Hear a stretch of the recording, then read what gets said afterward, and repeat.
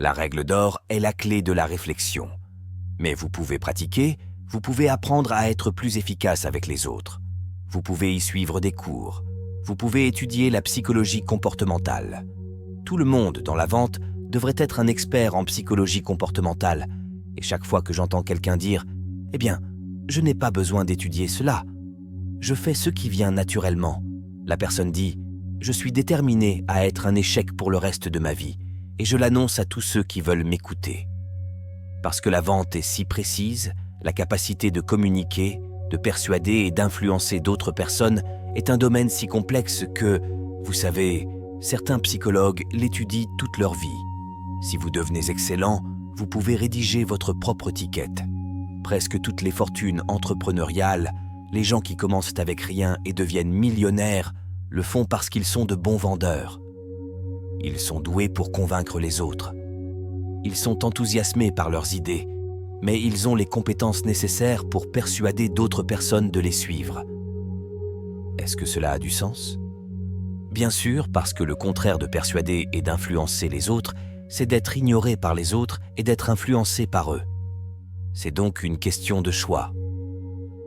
Le Carnegie Institute of Technology a fait une étude il y a environ 7 ans, il y a 10 ans maintenant, et ils ont étudié 10 000 hommes et femmes qui ont été licenciés de leur entreprise.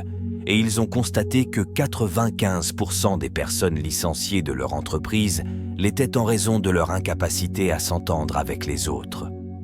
Cela est dû plus qu'à toute autre chose à une faible estime de soi. Et à mon avis, ceux d'entre vous qui le savent qu'une faible estime de soi, plus que toute autre chose, est à l'origine de nos problèmes de personnalité.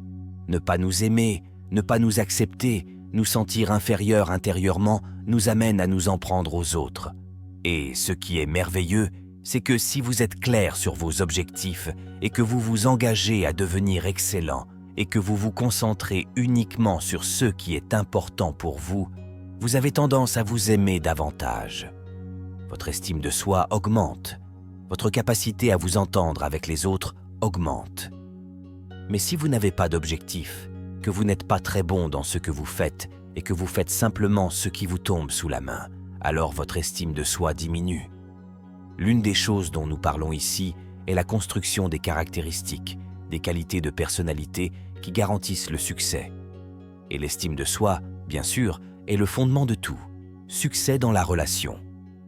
Eh bien, le 7e C est la cohérence. La cohérence est absolument essentielle. Vous pouvez avoir tous les autres, mais si vous êtes incohérent, cela va vraiment vous faire mal. La cohérence signifie qu'un travail fiable, régulier et prévisible est toujours largement supérieur aux sursauts ou aux éclairs de brillance et de génie. Que la personne qui ressemble à la tortue qui s'éloigne d'un pas régulier, le vieux Eddie, est toujours la personne qui a tendance à avoir plus de succès que celle qui clignote ici et là, mais sur laquelle on ne peut pas compter sur le long terme. Soyez cohérent dans vos relations. Soyez particulièrement cohérent avec votre famille, soyez cohérent avec vos amis, soyez cohérent avec votre patron, soyez cohérent dans votre travail. Faites en sorte que vous soyez le genre de personne sur laquelle tout le monde peut compter, en qui les gens croiront, sur lesquels ils dépendront, et ils savent que si vous dites quelque chose, vous le ferez. Que si vous dites que vous serez quelque part, ou si vous assumez une responsabilité, vous assumerez cette responsabilité. Ce type de cohérence, ce type de fiabilité, est l'une des choses les plus précieuses dans le monde du travail d'aujourd'hui. Je travaille avec de nombreuses entreprises et j'ai du personnel qui travaille dans mes entreprises. Et je sais que la plus grande joie qu'un employeur puisse avoir est de donner un emploi à une personne et de savoir que ce sera fait. Et la chose la plus agaçante au monde est de donner un travail à quelqu'un et de ne pas savoir si cela sera fait, si cela sera fait avec une qualité particulière, si cela sera fait à temps ou quoi que ce soit d'autre. Juste être la personne stable. Vous n'avez pas besoin d'être un génie, vous n'êtes pas obligé de le faire. Une des choses que j'ai trouvées, si je peux vous transmettre cela, une des choses que j'ai trouvées quand j'étais un jeune homme qui, ça m'a coûté environ 10 ans de vie d'ailleurs, pas tellement 10 ans, mais 10 ans là-dedans, je pensais qu'il fallait avoir de bonnes notes à l'école pour réussir. Et puis plus tard, j'ai pensé qu'il fallait avoir une formation universitaire pour réussir. Et puis plus tard, j'ai pensé que les gens qui réussissent sont des gens qui sont d'une manière ou d'une autre meilleurs que vous et moi. Ils ont d'une manière ou d'une autre des talents uniques, et d'une manière ou d'une autre, les dieux sont descendus de l'Olympe et les ont touchés sur la tête. Mais une des choses que j'ai découvertes, c'est que personne n'est meilleur que vous ou moi. Quand vous voyez des hommes ou des femmes accomplir de grandes choses, ils ne sont pas meilleurs que vous ou moi. Ils ne sont pas différents de vous ou de moi. Ils ne sont pas meilleurs que vous ou moi. Je fais simplement les choses d'une manière différente. Vous regardez une personne avec qui vous êtes allé à l'école et qui pratique maintenant la chirurgie en tant que médecin. C'est la même personne, sauf qu'elle a appris à faire de la chirurgie. Vous regardez une personne avec qui vous êtes allé à l'école et qui connaît désormais une réussite exceptionnelle dans un domaine particulier. Tout ce qu'ils ont fait, c'est apprendre à réussir dans ce domaine. Et de la cohérence. Il y a une loi d'accumulation dans l'univers, si je peux la transmettre. Une loi de l'accumulation qui dit que même si vous faites 100 ou 1000 choses que vous ne voyez pas, elles finissent par s'accumuler et rassemblent leur propre force. Que chaque grande réalisation de la vie est le résultat de milliers de réalisations mineures que personne ne voit jamais. L'une des personnes de l'émission sur les modes de vie des riches et des célébrités qui avaient connu du succès en tant que chanteur a dit « N'est-ce pas merveilleux que vous ayez autant de succès en tant que chanteur ?» Elle a dit « Oui, c'est merveilleux. » Elle a dit « Mais quand je suis sur scène à Las Vegas et que je gagne 50 000 $ par semaine, ou quoi que ce soit, dit-elle, personne ne le voit. Les 16 années que j'ai passées à voyager, à vivre dans un van, à chanter dans des honky-tonks bon marché, où les gens vomissent sur ton piano et se saoulent par terre devant toi. Personne ne voit les 16 années de vie sur la route, vivant en moyenne moins de 5 000 $ par an. Ce qu'ils voient, c'est la personne là-haut sur scène. Mais chaque grand succès était à un moment donné un échec. Et ils ont échoué encore et encore. Et tous les grands succès sont une histoire d'échecs, d'échecs, d'échecs, d'échecs, d'échecs. Succès remarquable. Garçon, il n'a pas de chance, n'est-ce pas vrai? Bon sang, il a eu de la chance. Il avait certainement les bonnes relations. La cohérence est donc importante. Et même si vous ne pensez pas obtenir de résultats, soyez cohérent. Continuez à travailler. Stable, stable, stable, sachant que vous accumulez. Vous vous mettez du côté des anges lorsque vous travaillez de manière cohérente. Enfin, en ce qui concerne la cohérence, préservez votre intégrité comme une chose sacrée. Comme l'a dit Ralph Waldo Emerson, rien n'est finalement sacré si ce n'est l'intégrité de votre propre esprit. Ne compromettez jamais votre intégrité pour quoi que ce soit et ne compromettez jamais votre tranquillité d'esprit pour quoi que ce soit. Voyez-vous, compromettre votre tranquillité d'esprit est une manière de compromettre votre intégrité. Ne faites jamais rien qui perturbe votre tranquillité d'esprit. Si cela vous rend malheureux, sortez de là. Ne restez pas dans des relations, ne restez pas dans un emploi, ne restez pas dans des situations qui perturbent votre tranquillité d'esprit, car votre tranquillité d'esprit est le plus grand bien que vous ayez. Et une personne qui pratique la cohérence structure sa vie de manière cohérente, de sorte que ce qu'elle fait est fidèle à elle-même. Ce qu'ils font, c'est être à la hauteur de ce qu'il y a de mieux en eux en tant qu'être humain. Et cela demande énormément de courage. Il faut énormément de courage, parce que c'est si facile de suivre une foule. Mais vous ne serez jamais vraiment heureux si vous ne savez pas que vous êtes fidèle à vous-même. Et complètement fidèle à toi-même. Le prochain C est l'engagement. J'ai découvert que c'est la capacité ou la volonté de s'engager pleinement dans un travail, un engagement dans une relation, un engagement dans une profession. S'engager est l'une des choses les plus difficiles que les êtres humains puissent faire. Que très peu de gens prennent des engagements. Je déteste dire que la plupart des personnes présentes dans cette salle ne sont pas totalement engagées dans leur travail. Oh ouais, ils le font, ils sont dedans, ils font un assez bon travail, personne ne les a encore virés, n'est-ce pas? Mais ils ne sont pas engagés, ils n'y mettent pas tout leur cœur, et pourtant, aucun succès n'est possible sans engagement. Qui est-ce pour qu'Emerson ait dit que toute grande réussite est le triomphe de l'enthousiasme. C'est la capacité de s'engager avec enthousiasme, sans réserve, à 100%.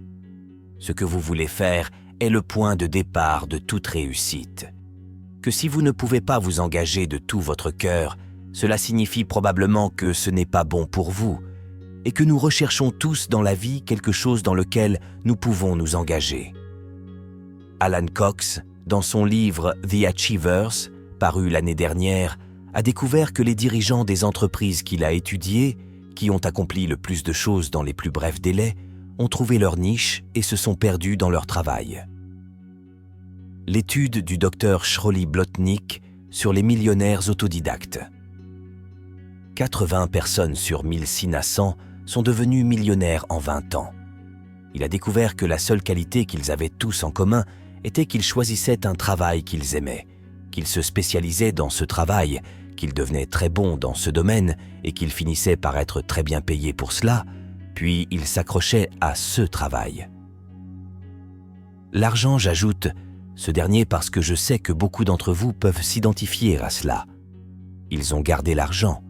Ils ne jouaient pas et ne spéculaient pas. Ils étaient très conservateurs avec leur argent. Ils étaient de plus en plus payés et ils s'y accrochaient. L'un d'eux a commencé par nettoyer les toilettes de nuit pour une compagnie aérienne. Et aujourd'hui, il est président de la compagnie aérienne et gagne 1 950 000 $ par an. Cela fait maintenant 35 ans qu'il travaille pour la compagnie aérienne, mais ce n'est pas facile d'être. Pas difficile de devenir millionnaire quand on gagne 1 950 000 $ par an. Même avec les impôts, vous pouvez toujours vous en sortir plutôt bien. Il a découvert que la qualité qui différenciait ces gens de ceux qui avaient lutté pendant 20 ans et n'étaient pas beaucoup plus avancés qu'au début était qu'ils étaient totalement absorbés par leur travail, totalement engagés dans leur travail. Ils se sont perdus dans leur travail et lorsqu'ils ont relevé la tête vers l'âge de 43 ou 44 ans, leur comptable leur a dit « Au fait, vous valez plus d'1 million de $ maintenant. Le saviez-vous » La plupart d'entre eux sont devenus riches sans même le savoir. Il est donc important que vous trouviez le travail dans lequel vous pouvez vous engager. Il est important que vous trouviez la relation dans laquelle vous pouvez vous engager. Et si vous êtes un employeur et que des personnes qui travaillent pour vous ne sont pas engagées dans leur travail, ces personnes sont comme des pommes pourries dans un tonneau. J'ai découvert que les personnes qui ne s'engagent pas dans leur travail sont des personnes qui causeront toujours des problèmes au sein d'une organisation. Et les gens qui sont engagés, ils ne le font pas. Vous n'avez pas besoin d'être le plus talentueux ni le plus beau, vous n'avez pas besoin d'être le plus instruit, mais si vous êtes engagé dans votre travail, vous ferez plus que tous les gens avec toutes ces bénédictions. L'engagement est donc important. Engagez-vous envers votre patron, engagez-vous envers votre travail, engagez-vous envers vos relations, engagez-vous envers votre entreprise. La loyauté est l'une des qualités les plus appréciées dans le travail et Peter Drucker affirme que de plus en plus de cadres échouent à cause du manque de loyauté envers leur entreprise, envers leur patron, que pour toute autre raison. Et pourquoi le manque de loyauté ? Le manque de loyauté n'est que l'expression d'un manque d'engagement envers cette organisation. Le courage est la qualité exceptionnelle de tous les dirigeants. Le courage signifie que vous avez la capacité, que vous avez la volonté. Parce que ce que j'ai découvert au fil des années, c'est que les gens courageux ne sont pas des gens qui n'ont pas peur. Ce sont simplement des gens qui maîtrisent leur peur. Ce sont simplement des gens qui affrontent leur peur, Et Mark Twain l'a dit il y a de nombreuses années, il a dit, à propos de la peur, il a dit « Maintenant, la peur et le courage ont tendance à être des habitudes selon lesquelles, si vous avez peur et que vous cédez à la peur et que vous reculez, alors vous l'êtes. » Devient une habitude de reculer chaque fois que vous avez peur ou que vous n'êtes pas sûr. Si vous avez peur et que vous vous forcez à affronter la peur, cela devient une habitude d'affronter la peur chaque fois que vous découvrez quelque chose qui vous fait peur. Et vous constaterez que la plupart des peurs disparaissent lorsque vous y faites face. Et la plupart des peurs, peur de l'échec, peur du rejet, peur de la perte, peur de la douleur, peur de la limitation, peur de la perte d'une relation, peur d'une mauvaise santé, la plupart de ces peurs disparaissent lorsque vous les affrontez de front. C'est presque comme si lorsque vous les poussiez, ils se transformaient en fumée et disparaissaient. Osez avancer dans votre vie. Osez aller de l'avant dans le sens de la réalisation de votre potentiel. Quand il y a de nombreuses années, j'étais étudiant en karaté. J'étais également instructeur de karaté et j'ai participé à 3 championnats internationaux. Et l'une des choses que j'ai apprises de mes meilleurs instructeurs de karaté, et j'ai étudié auprès de 6 champions du monde, c'est qu'ils m'ont dit que lorsque l'on se bat, il faut toujours avancer. Même si vous n'avancez que d'un demi-pouce à la fois, avancez toujours. Ainsi, lorsque vous avancez, 100% de votre attention est tournée vers l'avant.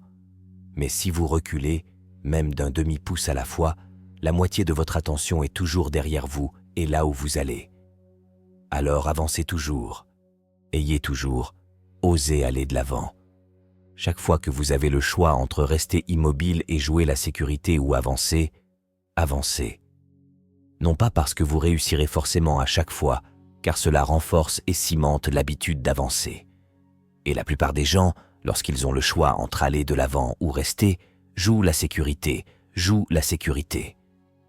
Mais je pense que le général MacArthur, le général Douglas MacArthur ont dit « Il n'y a pas de sécurité dans la vie, seulement des opportunités. La vie est en quelque sorte très perverse, car plus nous recherchons la sécurité, moins nous l'avons. Et plus nous recherchons des opportunités, plus nous bénéficions de sécurité. » Helen Keller l'a magnifiquement dit. Elle a dit « La vie est soit une aventure audacieuse, soit rien du tout. » La tendance, a-t-elle dit, dans les premières parties de cette déclaration, la tendance à rechercher la sécurité est la voie la plus basse qui mène à l'échec. Ce courage est absolument essentiel. Et une des choses que je pensais, c'est que si on était vraiment courageux, on finissait par arriver au point où on n'avait plus peur.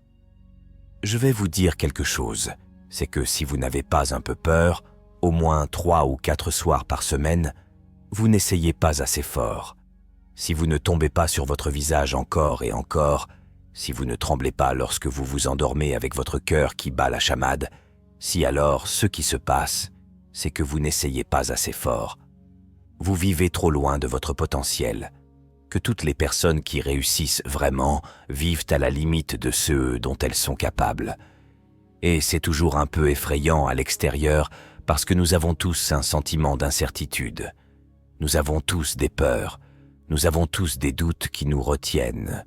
Mais la personne courageuse est simplement celle qui avance et continue de saisir sa chance. Et vous ne pouvez pas imaginer une personne qui réussit sans courage. Vous ne pouvez pas imaginer une personne qui réussit sans le courage d'affronter ses peurs et d'aller de l'avant. D'après mon expérience, la peur de l'échec est la principale raison de l'échec dans la vie adulte. La peur de l'échec, la peur de commettre une erreur, de perdre notre argent, notre temps, nos efforts, est ce qui nous paralyse et nous retient. Mais la peur de l'échec est une habitude qui peut être contrecarrée par l'habitude du courage. Et si nous ne surmontons pas cette peur de l'échec, alors nous serons comme 80 à 90% des gens qui ne réalisent pas leur potentiel. Vous voyez, ce qui est merveilleux, c'est que seul un petit pourcentage de personnes réalisent leur potentiel au cours d'une génération. Et nous pouvons rejoindre ces gens simplement en décidant de le faire et en faisant ce que font les autres. Aussi simple que ça. Si nous décidons de devenir ingénieur, qu'étudiez-vous? Vous étudiez l'ingénierie. Si vous voulez devenir un meilleur cuisinier, que faites-vous? Vous étudiez la cuisine. Essayez-vous de tout faire vous-même? Non, vous recevez des livres de cuisine, vous suivez des cours, etc. Si vous voulez réussir, si vous voulez réaliser votre potentiel, étudiez les hommes et les femmes qui réalisent leur potentiel et faites simplement ce qu'ils font. Merci. Et enfin, en matière de courage, la grande expression du courage est de persister face à l'adversité. Persister quand les choses deviennent vraiment difficiles. Pouvoir se relever et se relever encore et encore. Et croyez-moi, si vous décidez d'atteindre un objectif dans votre vie, vous allez vous faire renverser encore et encore et encore et encore. Chaque semaine, vous allez avoir des chagrins, des déceptions, des frustrations, des revers et des obstacles. Mais sans ces obstacles, aucun succès n'est possible. Vous voyez, la seule façon de réussir est de développer une dynamique. Et nous ne pouvons développer cette dynamique que si nous sommes confrontés à des obstacles. Et la lutte contre l'adversité va de pair avec tout grand succès. Ce que font la plupart des gens, c'est s'éloigner de l'adversité. Mais si vous voulez voir si vous êtes une personne courageuse, ce qu'on appelle le courage de 4 heures du matin, attendez, quand les choses s'effondrent complètement, quand les choses vont au pire, quand votre meilleure affaire s'effondre, et ton loyer est en retard, et tu es fatigué, et tu es malade, et tout le monde est en colère contre toi, et ta voiture ne fonctionne pas, alors c'est la personne qui se relève et dit « Rien ne va m'arrêter ». Vous savez, la meilleure qualité au monde que vous puissiez développer. Et je vous la donne parce que j'ai pris l'habitude de développer cette qualité. J'espère l'avoir, je n'en suis pas sûr, mais la qualité est de développer la qualité d'être imparable. Développer la qualité d'être imparable. Dites en vous-même que peu importe ce que la vie me réserve, elle ne m'arrêtera jamais. Peu importe à quel point cela devient difficile, je n'abandonnerai jamais. Et rien ne m'arrêtera jamais. Prenez la décision que vous pouvez être fatigué, que vous pouvez être épuisé, mais que rien ne vous arrêtera jamais. C'est une merveilleuse décision, parce que peu importe ce que la vie vous réserve, vous vous relevez. Et vous dites « D'accord, faites-le, vous savez, faites-le, faites de votre mieux », comme le dit Fonzi. Rien ne vous arrêtera. C'est une sensation merveilleuse. C'est une sensation merveilleuse. C'est la base de l'estime de soi. Eh bien, le dernier C est la confiance. Et la confiance résulte de tout le reste. Si vous faites toutes les choses dont nous avons parlé, si vous vous concentrez pour devenir excellent, concentrez-vous avec détermination, soyez clair sur vos objectifs, pensez aux autres, pratiquez la règle d'or, si vous faites preuve de courage, si vous faites preuve de cohérence, si vous pratiquez tout cela, puis très vite vous développez un niveau de confiance en vous. Vous voyez, la confiance. Cela vient comme un résultat. On ne tire pas confiance d'une bouteille. Une pilule ne vous donne pas confiance. Vous ne pouvez pas apprendre la confiance dans un séminaire de motivation.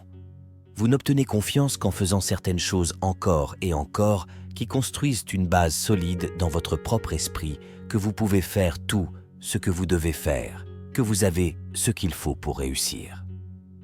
Le doute de soi est le grand paralyseur de toute activité.